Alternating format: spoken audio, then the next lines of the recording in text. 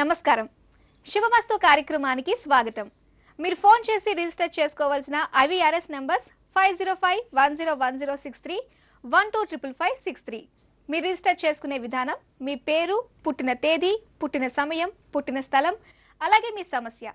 Birth details లేని వారు ప్రశ్న జాతకం ద్వారా మీ సమస్యకి పరిష్కారం తెలుసుకోవచ్చు.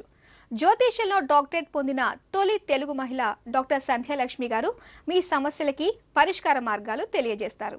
నమస్కారం అమ్మా. అమ్మా నమస్కారం. ప్రేక్షకులకి నమస్కారం. ఈరోజు మన శుభమస్తు కార్యక్రమంలో విజయనామ సంవత్సరంలో ఏ రాశి వారికి ఎలా ఉండబోతుంది అనే ఆసక్తికరమైన విషయాలు మనం తెలుసుకోబోతున్నాం. అమ్మ, వసంత నవరాత్రుల్లో ఈరోజు 3వ రోజు కదమ్మా, మరి ఈరోజు ప్రత్యేకమైన పూజలు చేయాల్సినవి ఏమన్నా ఉన్నాయంటారా? ఉన్నాయమ్మా. ఈ రోజు ఏమిటంటే తదియ, అంటే చైత్ర శుక్ల తదియ రోజుట పార్వతీదేవి శివుడి గురించి ఒకప్పుడు శివుడిని వివాహం చేసుకోవాలని తపస్సు చేసిందిట. ఆవిడికి ఈ చైత్ర శుక్ల తదియ రోజే శివుడు ప్రత్యక్షం అయ్యట. అందుకని ఈ రోజు తప్పనిసరిగా అందరూ కూడా సౌభాగ్య గౌరీ వ్రతమని శివపార్వతుల్ని పూజించాలి. శివ డోలోత్సవం అంటారు, అంటే శివుడికి డోలోత్సవం కూడా ఈరోజు ప్రత్యేకంగా చేస్తూ ఉంటారు. అయితే ఇక్కడ ముఖ్యంగా చేయవలసింది ఏమిటంటే దమనం అనేటువంటి పత్రితో పూజ చేయాలి. ఆ తర్వాత పెళ్లి కానటువంటి వాళ్ళు, ఎందుకంటే శివుడి గురించి తపస్సు చేసి పార్వతీదేవి శివుణ్ణి పతిగా పొందింది. అందుకని ఈరోజు శివుడు ఆవిడ్ని అనుగ్రహించినటువంటి రోజు కాబట్టి పెళ్లి కావలసినటువంటి అమ్మాయిలంతా కూడా పెళ్లి కావాలి అనుకునేవాళ్ళు ఈరోజు ప్రత్యేకంగా శివపార్వతులకి దమనంతో పూజ చేయాలి. అదేవిధంగా సౌభాగ్యం కావాలి అనుకునేటువంటి స్త్రీలంతా కూడా ఈరోజు శివపార్వతుల్ని పూజించాలి. ఓకే, మరి మన ప్రేక్షకులందరూ ఎదురు చూస్తున్నారమ్మా. మరి మీ నోటి నుంచి ఏ రాశి వారికి ఎలా ఉండబోతుంది ఈ సంవత్సరం అని చెప్పేసి, మరి ముందుగా మేషరాశి వారికి ఎలా ఉండబోతుందో తెలియజేస్తారా? తప్పకుండా. మేషరాశి వాళ్ళకి ఆర్థిక వనరులన్నీ కూడా సమయానికి అందుతాయి. వాళ్ళకి ఆర్థికంగా ఎలాంటి ఇబ్బందులు ఉండవు. తర్వాత వీళ్ళు ముఖ్యంగా తీసుకోవాల్సినటువంటి జాగ్రత్త ఏమిటంటే భార్య విషయంలో, అంటే ఈ రాశికి చెందినటువంటి పురుషులంతా కూడా భార్య విషయంలో, భార్య ఆరోగ్య విషయంలో జాగ్రత్తలు తీసుకోవాలి. మొదటి 6 మాసాల్లో వీళ్ళందరికీ కూడా గృహ నిర్మాణం చేయాలి అనుకుంటే చాలా అనుకూలంగా ఉంది. ఈ రాశికి చెందినటువంటి విద్యార్థులంతా కూడా వాళ్ళ కృషికి తగినటువంటి ఫలితాన్ని, వాళ్ళు ఆశించినటువంటి ఫలితాన్ని పొందుతారు.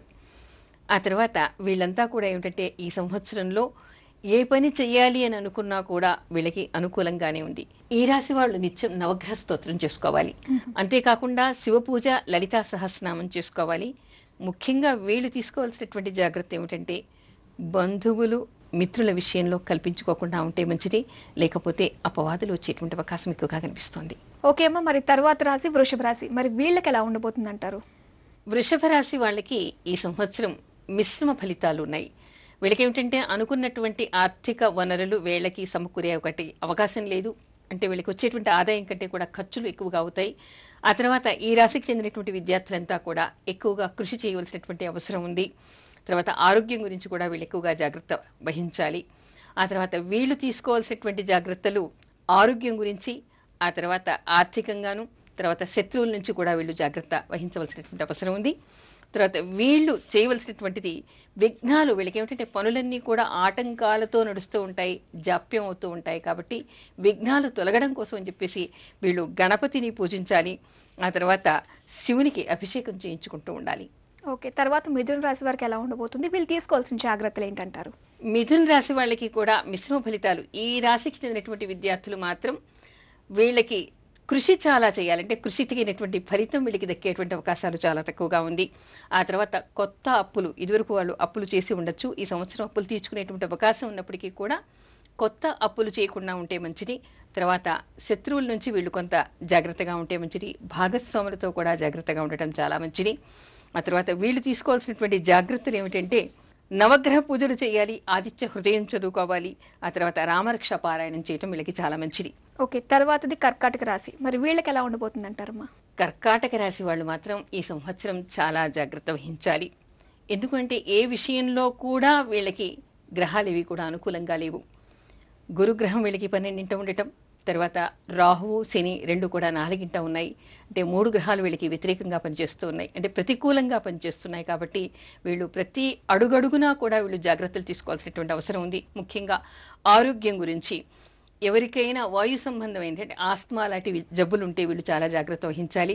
అంటే దానిలో సరైనటువంటి మందులు వాళ్ళు తీసుకుంటూ ఉండాలి. తర్వాత వాతావరణం గురించి కూడా వీళ్ళు చాలా జాగ్రత్తలు తీసుకోవాలి. అలాంటి వాతావరణంలోకి వెళ్ళినప్పుడు అంతేకాకుండా శత్రువుల నుంచి కానీ ఆర్థికంగా కానీ అంతేకాదు అధికారుల నుంచి కూడా వీళ్ళకి ఒత్తిళ్లు వచ్చేటువంటి అవకాశాలు చాలా కనిపిస్తూ ఉన్నాయి. పిల్లలతో కూడా వ్యతిరేకత వచ్చేటువంటి అవకాశాలు వీళ్ళకి ఎక్కువగా ఉన్నాయి. అందుకని ఆరోగ్యపరంగా చూసినా అధికారికంగా చూసినా తర్వాత వీళ్ళకి పిల్లల నుంచి చూసినా కుటుంబంలో చూసినా అన్ని రకాలుగా కూడా ఇబ్బందులు ఉండేటువంటి అవకాశాలు ఎక్కువగా ఉన్నాయి. కాబట్టి ఈ రాశి వాళ్ళు ఎక్కువగా జాగ్రత్త వహించాలి. ఆ తర్వాత పుష్యమి కంటే కూడా ఆశ్లేష నక్షత్రం వాళ్ళు ఎక్కువగా జాగ్రత్త వహించవలసినటువంటి అవసరం ఈ రాశి వాళ్ళకే కనిపిస్తోంది. వీళ్ళు గురు జపం చేయించుకోవాలి, శని జపం చేయించుకోవాలి, రాహు జపం చేయించుకోవాలి. అంతేకాకుండా శనికి ప్రదోష వ్రతం చేస్తే కూడా చాలా మంచిది. రామరక్ష పారాయణం కూడా చేయాలి. తర్వాత రాశి సింహరాశి, మరి వీళ్ళకి ఎలా ఉండబోతుందంటారు? సింహరాశి వాళ్ళకి చాలా అనుకూలంగానే ఉంటుంది. వీళ్ళకి వివాహం కావాల్సినటువంటి వాళ్ళందరికీ కూడా వివాహం అయ్యేటువంటి అవకాశాలు చాలా ఉన్నాయి. తర్వాత విద్యార్థులకి కూడా చాలా అనుకూలంగా ఉంటుంది. ఆశించినటువంటి ఫలితాలన్నీ వస్తాయి. ఎప్పటి నుంచో ఎదురు చూస్తున్నటువంటి డబ్బులన్నీ కూడా చేతికండేటువంటి అవకాశాలు ఈ సంవత్సరం వీళ్ళకి చాలా ఉన్నాయి. వీళ్ళకి ఏమిటంటే ఒక రకంగా ఎటు చూసినా కూడా కలిసి వచ్చేటువంటి కాలంగా సింహరాశి వారికి ఈ సంవత్సరం ఉంది. కాకపోతే ఏమిటంటే ఇరుగు పొరుగు వాళ్ళతో కానీ, అంటే మనకి చుట్టుపక్కల ఉండేటువంటి వాళ్ళతో కానీ, దగ్గరి వాళ్ళతో కానీ కొంత జాగ్రత్త వహించవలసినటువంటి అవసరం కూడా కనిపిస్తోంది. ఆ విషయాలు తప్పితే మిగతా అన్ని విషయాల్లో కూడా సింహరాశి వాళ్ళకి చాలా బాగుంది. ఇకపోతే వీళ్ళు చేయవలసినటువంటి పారాయణలు, వీళ్ళు తీసుకోవాల్సినటువంటి జాగ్రత్తలు ఏమిటంటే ఆరోగ్య విషయంలో కించిత్ జాగ్రత్త అవసరం. వీళ్ళు విష్ణు లలితా సహస్రనామాన్ని రోజు చేసుకోవడం చాలా మంచిది. అంతకంటే జాగ్రత్తలు ఏమీ అక్కర్లేదు ఈ రాశి వాళ్ళకి. అమ్మ, కన్యా రాశి వాళ్ళకి ఎలా ఉండబోతుంది? వీళ్ళు తీసుకోవాల్సిన జాగ్రత్తలు ఏంటంటారు? కన్యా రాశి వాళ్ళకి ఇంకా ఏలినాటి శని ప్రభావం పోలేదు. తర్వాత పనుల్లో జాప్యం జరుగుతూ ఉంటుంది. అన్నిట్లలో ఎప్పుడు కూడా ఘర్షణలు ఎదుర్కోకుండా కొంత జాగ్రత్త పడవలసినటువంటి అవసరం ఉంది. ఎందుకంటే ఎక్కడైనా మాట్లాడితే ఇక్కడ వీళ్ళ మాట వలన ఎదుటి వాళ్ళకి బాధ కలిగేటువంటి అవకాశాలు చాలా కనిపిస్తూ ఉన్నాయి. ఎందుకంటే కొంతకాలం మొదటి 6 నెలల వరకు కూడా వీళ్ళకి శని కుజులకి ప్రత్యక్షంగా ఇద్దరికి కూడా ఒకళ్ళ నుంచి ఒకళ్ళకి ఆస్పెక్ట్ ఉండటం వలన ఇక్కడ ఘర్షణలు పెరిగేటువంటి అవకాశం ఉంది. అందుకని వీరు ఎవరితో కూడా ఎక్కువగా మాట్లాడకుండా ఘర్షణ పెంచుకోకుండా ఉంటే చాలా మంచిది. ఆరోగ్య విషయంలో పట్ల కూడా వీళ్ళు చాలా జాగ్రత్త తీసుకోవాలి. తర్వాత వీళ్ళకి అంటే మొదటి 6 నెలలు ప్రతికూలంగా ఉన్నప్పటికీ కూడా తర్వాత జూన్ తర్వాత కొంత పరిస్థితులు అనుకూలించేటువంటి అవకాశం ఉంది. అందుకని ఆ తర్వాత వీళ్ళు అనుకునేటువంటి పనులన్నీ అయ్యేటువంటి అవకాశం ఉంది. తర్వాత వీళ్ళు పఠించవలసింది కాలభైరవ అష్టకాన్ని, తర్వాత శివాలయాన్ని దర్శించాలి. దుర్గా పూజ, శివ పూజ చేయటం వల్ల వీళ్ళకి బాగా కలిసి వచ్చేటువంటి అవకాశం ఉంది. ఓకే, మరి తులారాశి వాళ్ళకి ఎలా ఉండబోతుంది అంటారు? తులారాశి వాళ్ళకి కొంత జాగ్రత్త అవసరం. ఎందుకంటే వాళ్ళకి వాళ్ళ లగ్నంలోనే ఇప్పుడు వాళ్ళ రాశిలోనే రాహు శని కూడా ఉన్నారు. ఆ తర్వాత ప్రత్యక్షంగా వీక్షిస్తున్నటువంటి వాళ్ళు మొదట కుజుడు. అందుకని వీళ్ళకి ఏ విషయంలో కూడా ఘర్షణ ఉండేటువంటి అవకాశం, అన్నిట్లలో కూడా ఆలస్యం జరిగేటువంటి అవకాశాలు కనిపిస్తూ ఉన్నాయి. అయినప్పటికీ ఈ రాశి వాళ్ళకి మాత్రం ఆదాయ వనరులు అనుకున్న సమయానికి అందుతాయి. అంటే కొంత ఆలస్యమైనా కూడా ఎప్పటికప్పుడు దేనికది కూడా అందేటువంటి అవకాశాలు వీళ్ళకి కనిపిస్తూ ఉన్నాయి. కాకపోతే అన్ని విషయాల్లో కూడా జాగ్రత్తగా ఆచితూచి అడుగు వేయాల్సినటువంటి అవసరం ఉంది. తర్వాత భాగస్వామ్య వ్యాపారాల్లో ఎప్పుడు కూడా వీళ్ళు పెట్టుబడులు పెట్టకుండా ఉంటే మంచిది ఈ సంవత్సరం. ఆ తర్వాత ఈ రాశికి చెందినటువంటి స్త్రీలంతా కూడా ఆరోగ్యం గురించినటువంటి జాగ్రత్తలు తీసుకోవాల్సినటువంటి అవసరం చాలా కనిపిస్తోంది. ఈ రాశి వాళ్ళు కూడా కాలభైరవ అష్టకాన్ని, ఆ తర్వాత శివ పూజను చేయాలి. శని ప్రదోషం కూడా ఉంటే వీళ్ళకి చాలా మంచిది. ఓకే, తర్వాత వృశ్చిక రాశి, మరి వీళ్ళకి ఎలా ఉండబోతుంది అంటారమ్మా? వృశ్చిక రాశి వాళ్ళకి కూడా ఇప్పుడు ఏమిటంటే అష్టమాన గురువు రాబోతూ ఉన్నాడు మే తర్వాత. ఆ తర్వాత ఏలినాటి శని వీళ్ళకి ప్రారంభమైంది. అందుకని ఆర్థికంగా వీళ్ళకి అనుకూలత కొంత ఉన్నప్పటికీ కూడా అన్ని విషయాల్లో మనక్లేశాలు ఉండేటువంటి అవకాశాలు చాలా ఎక్కువగా ఉన్నాయి. విద్యార్థులు చాలా జాగ్రత్త వహించాలి, చాలా ఎక్కువగా కృషి చేయాలి. తర్వాత వీళ్ళు ఆరోగ్యం గురించి కూడా చాలా జాగ్రత్త తీసుకోవాలి. ముఖ్యంగా ఏమిటంటే ఈ రాశిలో చంద్రుడు నీచలో ఉంటాడు. దానికి తోడు ఏలినాటి శని కూడా ప్రారంభమైంది కాబట్టి మానసిక ఆందోళన చాలా ఎక్కువగా ఉంటుంది వీళ్ళకి. ఈ విషయంలో వీళ్ళు తప్పనిసరిగా శని ప్రదోషం చేయాలి, నవగ్రహ స్తోత్రం చేసుకుంటూ ఉండాలి. తర్వాత శని, గురు, రాహు, చంద్రులకి వీళ్ళు జపం చేయించుకోవాలి. విష్ణు సహస్రనామ పారాయణాన్ని చేసుకోవడం, ఆదిత్య హృదయం చదువుకోవడం, శివుడికి జన్మ నక్షత్రం రోజు అభిషేకం చేసుకోవడం వీళ్ళకి చాలా మంచిది. అమ్మ, ధనుస్సు రాశి వాళ్ళకి విజయాలు ఎలా ఉంటాయంటారు? ధనుర్రాశి వారికి మొదటి 6 మాసాల్లో అనుకూలంగానే ఉంటుంది. అంటే అనుకున్న పనులన్నీ కూడా వీళ్ళకి బాగానే జరుగుతాయి. కాకపోతే కొంచెం ఆలస్యంగా జరుగుతూ ఉంటాయి. దానికి తోడు ఈ రాశి వాళ్ళు జూలై తర్వాత పనులని కూడా సానుకూల పడేటువంటి అవకాశం ఉంది. మొదటి 6 నెలల్లో కొంతవరకు వీళ్ళకి ఆర్థికంగా వనరులు ఉండేటువంటి అవకాశం, పనులన్నీ కూడా జూలై తర్వాత సానుకూల పడేటువంటి అవకాశం, విద్యార్థులు ఎక్కువగా కృషి చేయాల్సినటువంటి అవసరం ఉంది. ఆ తర్వాత ఈ రాశి వాళ్ళు వృత్తి వ్యాపారాల్లో పెట్టుబడి పెట్టడంలో చాలా జాగ్రత్త వహించాలి. తర్వాత భాగస్వామ్య వ్యాపారాలు చేసేటువంటి వాళ్ళు కూడా చాలా జాగ్రత్త వహించాల్సినటువంటి అవసరం చాలా కనపడుతోంది. అందుకని వీళ్ళు చేసుకోవాల్సినటువంటి పూజ ఏమిటంటే శివుడికి అన్నపూర్ణేశ్వరికి ప్రదోష కాలంలో పూజలు చేసుకోవాలి. ఆ తర్వాత కనకధార స్తోత్రం పారాయణం చేయడం, సుందరకాండ పారాయణం చేయడం వీళ్ళకి చాలా మంచిది. అమ్మ, మకర రాశి వాళ్ళకి ఎలా ఉండబోతుందంటారు? మకర రాశి వాళ్ళకి ఆరోగ్యం గురించినటువంటి జాగ్రత్తలు తీసుకోవాల్సినటువంటి అవసరం ఉంది. పనులు సానుకూల పడటానికంటే ఆలస్యం అవుతున్నప్పటికీ కూడా వీళ్ళ కృషిని చేసేటువంటి పరిహారాలని అనుసరించి వీళ్ళకి పనులు సాగుతూ ఉంటాయి. తర్వాత విద్యార్థులు ఎక్కువగా కృషి చేయాల్సినటువంటి అవసరం కనపడుతోంది.